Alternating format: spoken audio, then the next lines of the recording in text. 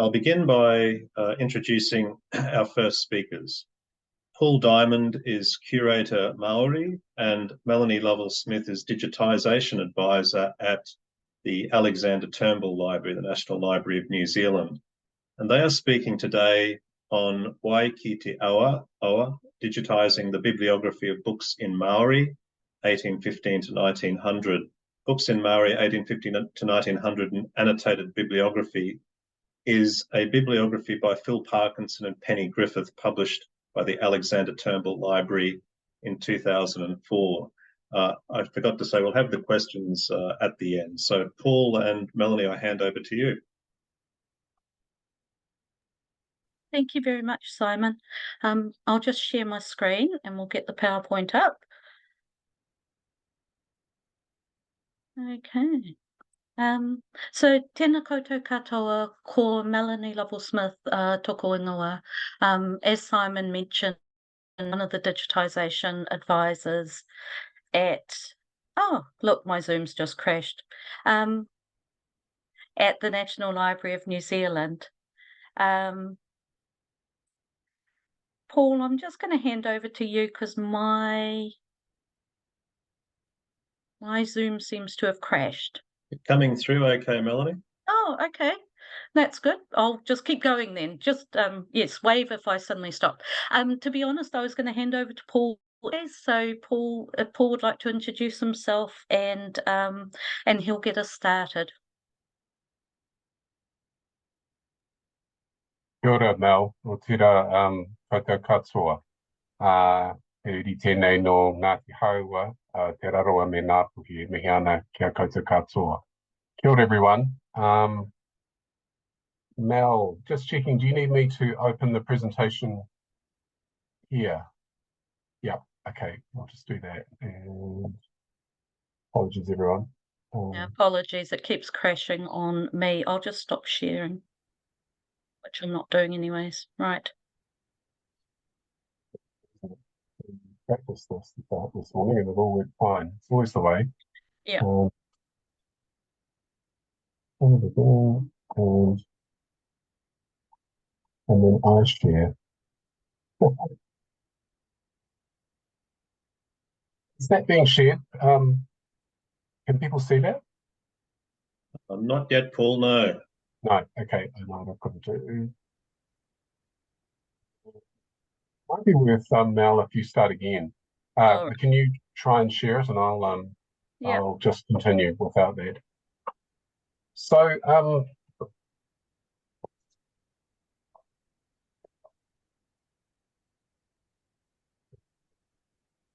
right, sorry, back with you now. Okay.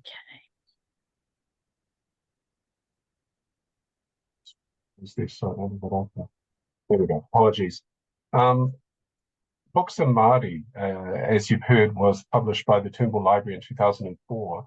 That year, in her annual report, Margaret Calder, who was Chief Librarian of the Turnbull Library, said it was the highlight of the year.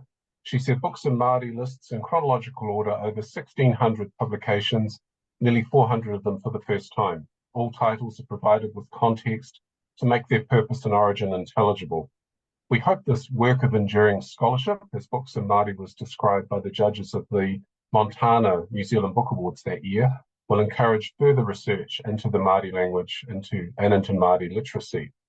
So here's a visual aid. This is the behemoth that we're talking about today. This is what it actually looks like. A huge work of scholarship. And just to acknowledge that we both have particular roles. As you heard in the introduction, Mel's a digitisation advisor, I'm Curator Māori, but we've both got a background as researchers, which I think has been quite important in the collaboration that we've been able to do with others as well in this project to digitise books in Māori. So the important point just to start with is that this is to do with the Alexander Turnbull Library. As you will all know, it's a research library. It's now part of the National Library of New Zealand, Te Puna Mātauranga o Aotearoa. So the Turnbull Library is based on the collections of Alexander Horsburgh Turnbull, who was described as a merchant, bibliophile and collector, and amassed what was at the time the largest private library in New Zealand, consisting of over 55,000 books and thousands of paintings, drawings, prints, maps, pamphlets, manuscripts, periodicals, and newspapers. So after his death in 1918 and bequest of his collection to the Crown, the Alexander Turnbull Library was established in 1920. And from the outset, Alexander Turnbull's collection included Māori language material, both manuscript and printed material. So that's Turnbull House on the left, being earthquake strengthened right now for the second time.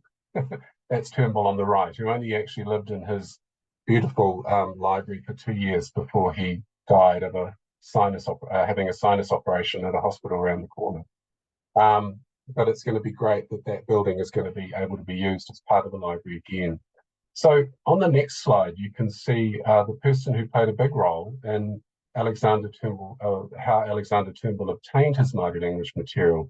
One of his key Māori language advisors was a man called Bishop Herbert William Williams, an Anglican bishop, Māori linguist, and he's from a family who showed a singular lack of creativity when it came to names of their children. So Herbert Williams was the son of Bishop William Leonard Williams, who produced the third and the fourth editions of the first Māori dictionary. His father, the Reverend later Bishop William Williams, produced the first and second editions of the dictionary, beginning in 1844. So it was his grandson, Herbert William Williams, who produced the fifth edition, which came out in 1917. This was used as the basis for the sixth and the seventh, which is the one that if you're learning Māori in New Zealand, that's the one we all still use. But Herbert Williams also compiled a bibliography of printed Māori to 1900, which came out in 1924. In 1907, he became Archdeacon, and he became a bishop in 1929. So from the outset, the Books in Māori bibliography it aimed to be an updated version of Williams's bibliography, and also an unpublished supplement by a woman called Alice Dorothy Somerville, which came out in 1947. So before I hand over to Mel, just a bit of quick context about the creation of this material. This next slide is a lantern slide. You'll know that it was a painted image on glass, which you could view through a projector. So that's a group of Māori schoolboys writing a letter marking the Jubilee of the Church Missionary Society, which is very important in this story, the Anglican Church group, which began its work in Aotearoa, New Zealand in 1814, when the missionaries arrived in the north of New Zealand. So they made a decision to convert Māori by learning the Māori language and printing the scriptures in it.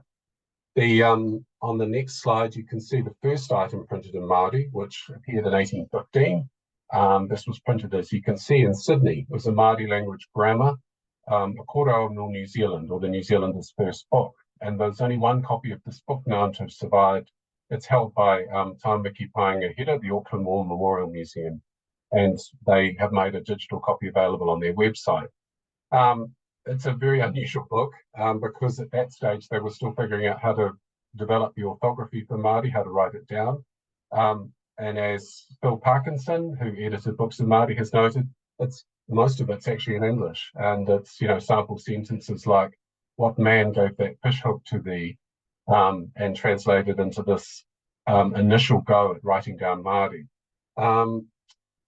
In New Zealand, the printing was initially difficult and quite poor qualities, which is why these books were printed in Australia and also in London.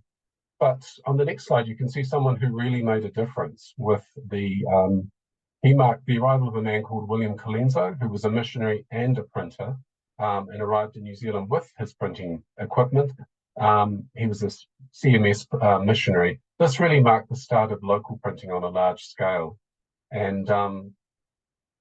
And the church material really was the bulk of the material, but actually only up to 1845.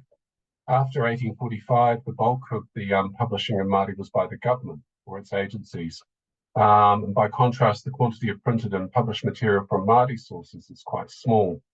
And on the next slide, you can see material that comes from other sources. And this is one of my personal favourites. It's a playbill from 1899 for a champion Herculean wrestler and weightlifter, Dr. John Theohatsopoulos, who came to Gisborne on the east coast of the North Island in 1899. This man, who claimed to be able to allow two persons selected haphazard from the audience to break with sledgehammers a stone weighing 200 pounds resting on his bare head, was known as Professor Greek George, or as you can see transliterated into Māori, Kiriki Hori, in the poster's Māori version, which is on the back of the other version. So we call these loanwords, transliterations, because the Māori alphabet, which those early missionaries agreed on with Māori, doesn't have as many characters as the English alphabet.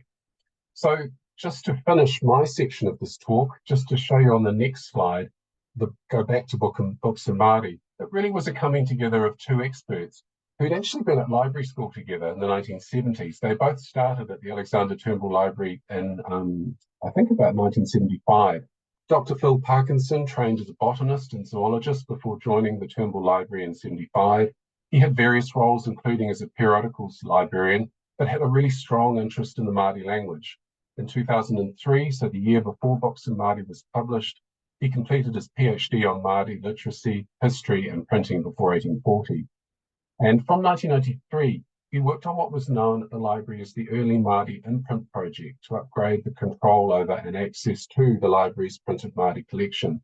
So that had three objects: to improve the identification of printed works in Māori, to improve the library's physical management of those items, which are often, he said, in a parlous state after a hard life, and lastly, to enable other institutions with these materials to identify them, improve access, and improve security.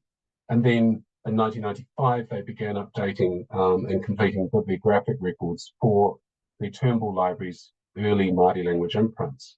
And Penny Griffith was a librarian in the cataloguing section of the library. She'd worked for 5 years with Graham Bagnall on the New Zealand National Bibliography. So she had quite, that sort of detailed bibliographic experience. So for me, finishing my part of this talk, to tell you about our title, Whiua ki te ao, that's a line from a famous song of Waiata by a composer called Noi Pewharangi, called Whakarongo, all about the Māori language. That's Whiua ki te ao, Whiua ki te rangi, Whiua ki ngā iwi katoa. Whiua actually literally means throw, but it's this idea of casting the language to the world, to the sky, to all of the people. And that's sort of what we're talking about in this presentation, is how we've been able to build on the work of these two bibliographers. Because once I started working at the library, I thought, well, what about printed Māori after 1900? What about digitisation, given that another printed bibliography like this was looking pretty unlikely? And could digitisation help with accessing printed Māori held by different institutions, which includes the National Library of Australia in Canberra, which has some unique printed Māori that they have the only copy known to exist in the world. So we were guided by the earlier work by Phil Parkinson and Penny Griffith, their work which has indeed proved to be a work of enduring scholarship. Because as Phil said in 1995, when you know what you're looking for, you have a much better chance of finding it. These printed Māori texts come from a time when there were many fluent speakers of Māori, both Māori themselves and Pākehā. These texts, when carefully interpreted, can provide not only information about the cultural relations of tangata Māori, Māori people, and tauiwi, foreigners, but also models to assist the revival of the language in the present. So I'll hand over to Mel now. Kia ora. Kia ora, Paul. Thank you. So my part of the talk is looking at what we were able to do with the bibliography around 10 years after it was published, and how that's led on to a larger digitisation project. So as I mentioned earlier, I'm one of the digitisation advisors for the National Library, and we primarily work on doing digitising material for Papers Past. For people who haven't met Papers Past, the Australian equivalent is Trove.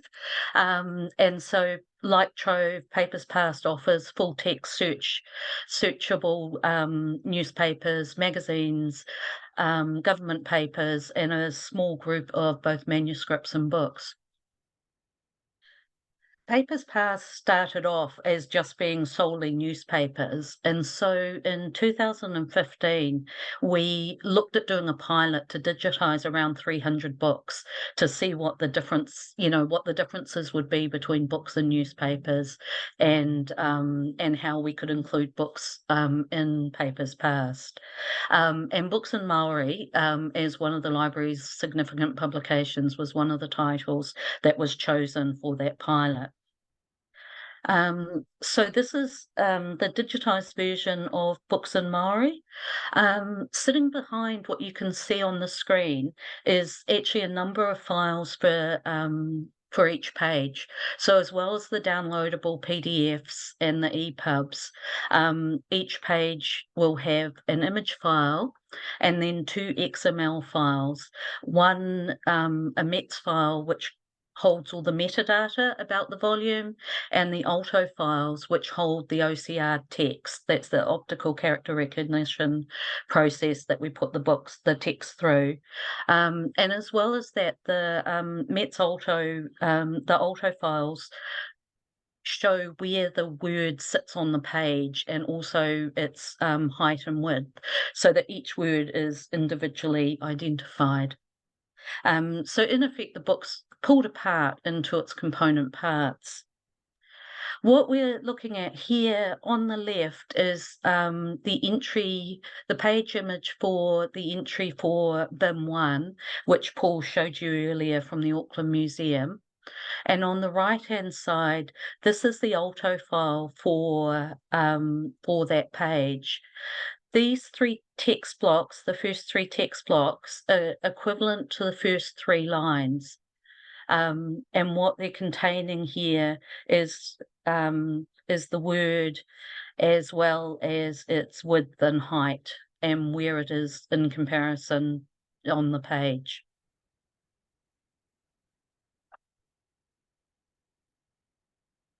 What that meant, so one of the things we learnt during the pilot was that there was a lot of work that had to be done before the pilot could go ahead in order to work out what books had been digitised elsewhere in the world, so that one of our policies is not to duplicate digitisation.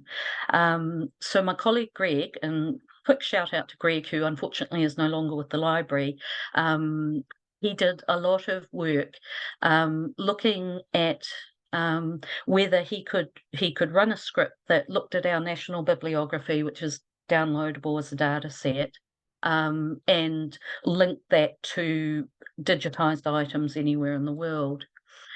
He found that trying to do that for the national bibliography was just too big, too many variables. And so he started looking around for a smaller subset of material to try and prove the concept with.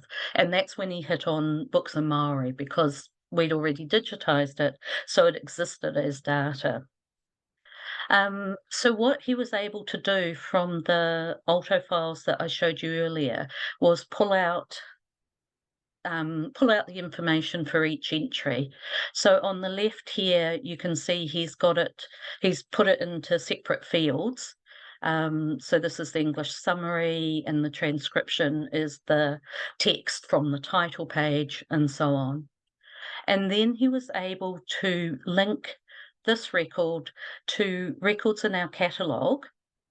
And once he had identified the OCLC numbers, he could then link to records around the world. And you can see here that he's linked this one to the electronic version, which is the image that Paul showed you earlier.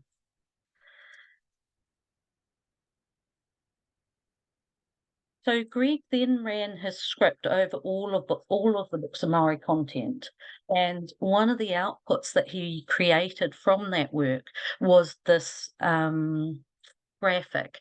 So what we're looking at here is the orange squares show all the records where he was able to match a record from the bibliography with a record on the catalogue. The green items are the ones that had a digitised record that he could find.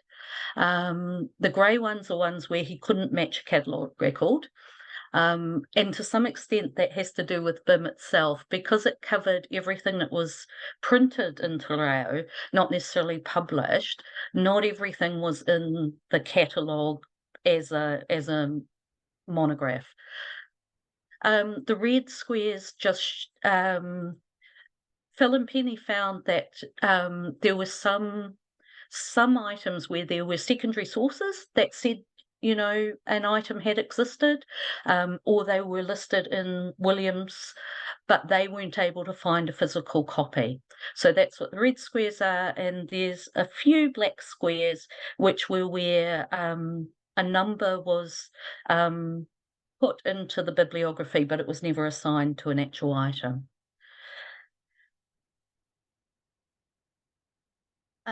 So some of the other things we were able to do once it was turned into data is, for example, to graph some of it. So we've got a timeline here at the top, which shows very clearly where the majority of the works were published. And as you can see, this is the early missionary stuff along here, as Paul said, and then we get into the greater numbers of the government publications.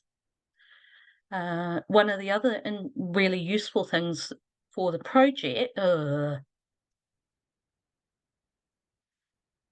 was that we were able to see what holdings were where. So you can see here that the Alexander Turnbull at the top holds the most, and then we've got the two Auckland institutions, Auckland Libraries and Auckland War Memorial, the Hocken in Dunedin, and then the National Library of Australia was the fifth biggest holder of books in Māori.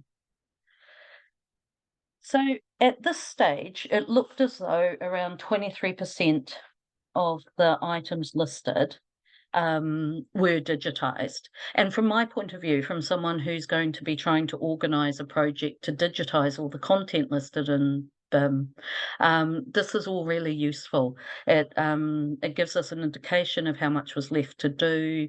We could then use those numbers for planning and budgets and resourcing and so on. And it also enabled us to create a giant spreadsheet of everything in BIM, and this spreadsheet, which I realise you won't be able to read, was the basis for managing the whole digitisation project. And so some of the really useful things that once we were able to pull the data out into separate fields is, for example, things like the page count.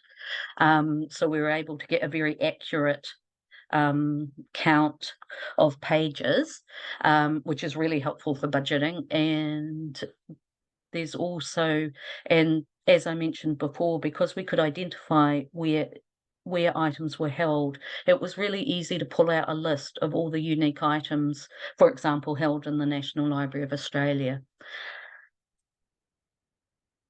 It's fair to say, I think that, you know, the data wasn't 100% accurate, partly because we don't get the OCR manually corrected, so there were always going to be errors.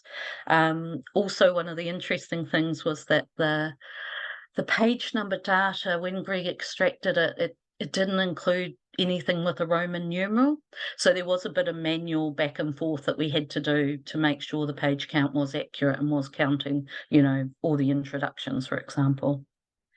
And it also raised some interesting questions, one of which is what does digitised really mean?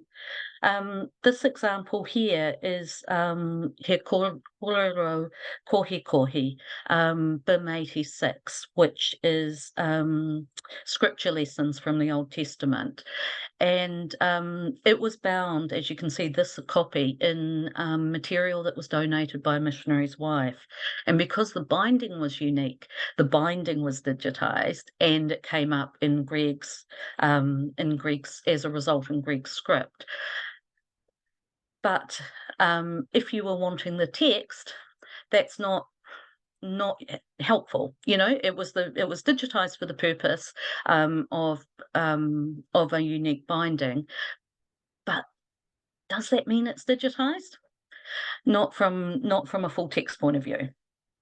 It also brought up some interesting questions around variations and additions. as a great bibliography, it listed, every variation, every edition, every reprint. But the question from a digitisation point of view is, do we want to actually capture those all, or even can we? This example I've got up here is a religious tract on the bronze serpent. The one on the left was published in 1879. The next two were reprints by different printers in 1888. And while the bulk of the text is the same, in fact, there are, as you can see, there's little differences, such as this bit in English here in the earlier version. So what the data and the giant spreadsheet enabled us to do was a digitisation project, and it led eventually to the conservation work, the consultation we needed to do with descendants of the writers, the actual capture of the books themselves, and also rehousing and updating the catalogue work and so on, and eventually release on papers past. So I guess the question I've been thinking about looking at this is a bibliography a good basis for a digitisation project? Is that a good way forward? And I mean, as always, it depends on your aim. But I think the work that Phil and Penny had put into this bibliography helped set up the project really well when we were able to use it for so many things.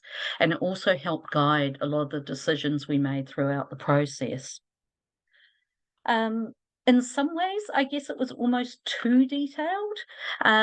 There's an argument in digitisation that you sometimes hear, which I think of as the Google effect, where you start from A and you just digitise everything right through, rather than looking at a curated, as at a curated project. However, I suspect that none of us actually work for institutions where we're going to have Google levels of funding.